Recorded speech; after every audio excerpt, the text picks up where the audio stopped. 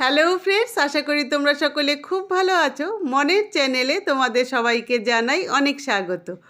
আজ আমি তোমাদের সামনে কচি লাউ পাতার ভেতরে পুর ভরে একটি পকোড়া রেসিপি নিয়ে হাজির হয়েছি। অসম্ভব টেস্টি এই পকোড়া, কিন্তু উপরটা হয় যতটা শক্ত, ভেতরটা হয় ততটাই নরম আর জুসি। তো চলো এখন রেসিপিটা দেখে নেওয়া যাক। পকোড়া তৈরি করার জন্য আমি এখন পকোড়ার ভেতরের পুর রেডি করে নেব। তার জন্য আমি এখানে নিয়ে নিয়েছি একটা গোটা পেঁয়াজ কুচোনো।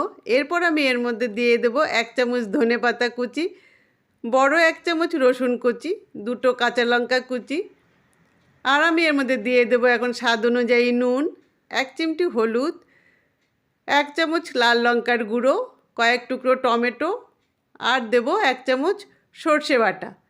এই সমস্ত কিছু দিয়ে কিন্তু এখন এই মিশ্রণটাকে খুব ভালোভাবে মিশিয়ে নিতে হবে। এটা হাত দিয়েই মেখে নিতে হবে। এভাবেই হাত দিয়ে কিন্তু বেশ জোরে জোরে ঘষে ঘষেই মিশ্রণটাকে মিশিয়ে নিতে হবে। আমি এভাবে 5 মিনিট খুব ভালোভাবে সমস্ত মিশ্রণটাকে মেখে নিয়েছি, যাতে এই সমস্ত কিছু খুব ভালো মতন একদম নরম হয়ে যায়।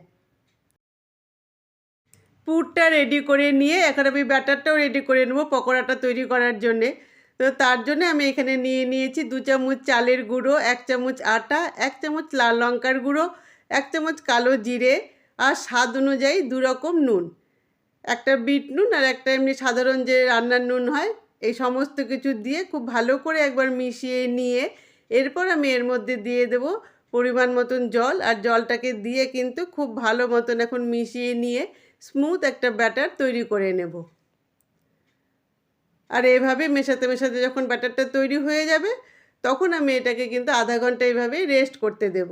কারণ আমি এটা চালের গুঁড়ো দিয়ে তৈরি করছি, চালের গুঁড়োটা ভিজতে একটু সময় লাগবে। ওদিকে পুরের ব্যাটারটাকে আধা ঘন্টা রেখে দিয়ে আমি এদিকে লাউ পাতাটা রেডি করে নেব। তার জন্য সবার প্রথমে একটা লাউ পাতা নিয়ে সেটার যে মুখের অংশটা, শক্ত অংশটা, সেটা কেটে বাদ দিয়ে দেব। এরপর সেই পাতার মধ্যে যে শিরার মতন অংশটা থাকে সেগুলোকে একটু হাত দিয়ে টেনে টেনে তুলে দেব। হালকা করে হাত দিয়ে টেনে দিলেই কিন্তু এগুলো উঠে যায়, তাতে পাতাটা অনেকটা নরম হয়ে যাবে শিরার অংশগুলো। তো পাতাটাকে রেডি করে নিয়ে এখন আমি এর মধ্যে উল্টো দিকে, এটা সোজা দিক, এই উল্টো দিকে কিন্তু আমি এখন পুরটা দিয়ে দেব। এটা দেখিয়ে দিচ্ছি। আর আধ ঘন্টা বাদে পুর কিন্তু এখন একদম সফট হয়ে গেছে। তো এখন আমি এর থেকে নিয়ে পাতার মধ্যে ভরে দেব। এরপর সেই মিশ্রণ থেকে কিছুটা করে অংশ নিয়ে সে পাতার উল্টো দিকটাতে কিন্তু সুন্দর মতন চামচ দিয়ে আমি এটাকে বসিয়ে দেব। আমি এখানে 2 চামচের মতন নিয়েছি। এটা নিজেদের ইচ্ছে মতন তোমরা যতটা চাইলে এখানে দিতে পারো। তো এইভাবে মিশ্রণটাকে দিয়ে কিন্তু আমি এই পাতাটা দিয়ে এখন খুব সুন্দর মতন ঢেকে দেব। এটা তৈরি করা তো খুব সহজ, কোনো অসুবিধাই হয় না এটা তৈরি করা। তো এইভাবেই পাতাটাকে দিয়ে কিন্তু পুরো মিশ্রণটাকে খুব ভালো মতন ঢেকে দিতে হবে। আর এই পকোড়াটা তৈরি করার জন্য কিন্তু লাউয়ের কচি পাতাটাই দরকার। তো দেখো খুব সুন্দর মতন কিন্তু পুরো মিশ্রণটা এইভাবে পাতা দিয়ে ঢাকা হয়ে গেছে। এখন এটা ব্যাটারের মধ্যে চুবিয়ে নেব। তো এভাবেই কিন্তু এখন পুরো পাতাটাকে ব্যাটার দিয়ে খুব ভালো মতন ঢেকে দিতে হবে। চালের গুঁড়ো দিয়ে তৈরি করার জন্য এই পকোড়াটা খেতে কিন্তু অনেক বেশি মচমচে হয়। এই পকোড়াটা উপরটা হবে একদম মচমচে, আর ভেতরটা সমস্ত কিছু কিন্তু একদম নরম হয়ে একদম জুসি একটা ভাব চলে আসে। খুব টেস্টি হয় এই পকোড়াটা খেতে। তো এভাবেই কিন্তু দুটো পাশ খুব ভালো মতন এই ব্যাটারটাকে মাখিয়ে নিতে হবে। ওদিকে সমস্ত কিছু রেডি করতে করতে আমি কিন্তু তেলটাও গরম করে নিয়েছি পকোড়াটা ভেজে নেওয়ার জন্যে। তো এবার সেই তেলের মধ্যে কিন্তু ব্যাটারে মাখানো পুর ভরা লাউয়ের পাতাটা দিয়ে দেব। আর দিয়ে কিন্তু এখন খুব কম আঁচে ভালো মতন দুটো পাশ ভেজে নিতে হবে। তা আগে আমি একটা পাশই খুব ভালো করে ভেজে নেব, তারপর এটাকে উল্টে অন্য পাশটা ভেজে নেব।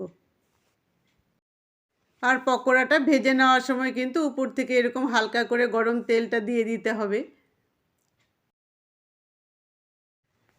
এভাবে একটা পাশ হয়ে যাওয়ার পর এরপর আমি এটাকে উল্টে দেব। উল্টে দিয়ে অন্য পাশটাও খুব ভালো মতন ভেজে নেব। আর এখন এটা অনেকটাই ফুলে উঠেছে, দেখো কত সুন্দরভাবে ফুলে উঠেছে, তোমরা দেখে বুঝতে পারছো কি না, কিন্তু এটা অনেকটাই ফুলে উঠেছে। তা এখন ধীরে ধীরে আবার এই পাশটাও খুব ভালো করে ভেজে নেব। আর এভাবেই কিন্তু আমার এই বড়ার দুটো পাশে খুব ভালো মতন ভাজা হয়ে গেছে। আমি প্রায় ২০ মিনিট সময় নিয়ে কিন্তু বড়াটা ভেজে নিয়েছি, তা না হলে কিন্তু ভেতরের অংশটা খুব ভালো মতন সেদ্ধ হবে না। আমি যেভাবে তৈরি করলাম তোমরা বড়াটা ঠিক এভাবেই তৈরি করো। এই বড়াটা খেতে তো অসম্ভব টেস্টি হয়। এখন আমি এটাকে নামিয়ে বাকি আর যেগুলো আছে সবকটা একে একে ভেজে নেব। আজ তো এটুকুই থাকলো, তোমরা এটা অবশ্যই একবার ট্রাই করো, ট্রাই করে কেমন হয় সেটা আমাকে জানিও। আজ আসি, তোমরা সবাই ভালো থেকো, সুস্থ থেকো, আনন্দে থেকো আর স্মাইল উইথ মনের সঙ্গে থেকো। Tata, bye bye.